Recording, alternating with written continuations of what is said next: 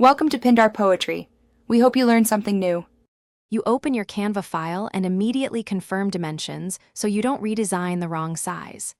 Click the design from Recent or All Your Designs, then look at the top bar where width and height appear. If you're on a template, make sure to inspect the preset dimensions before changing content. Once the file is open, note units, pixels, inches, or millimeters, because that affects export quality. This quick check prevents rework and gives you context for the next resizing steps.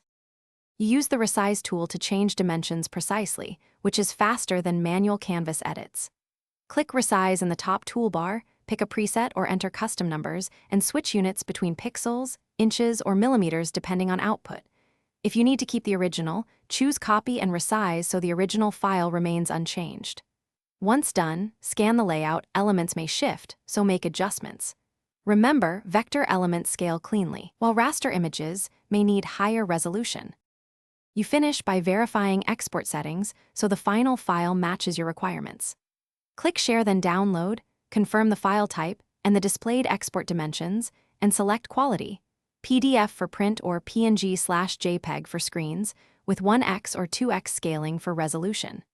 If the exported image is blurry, replace the low-resolution image with a higher resolution source or export at 2x. This fixes most problems. If elements misalign after resizing, undo. Thanks for watching. Consider subscribing if we helped you.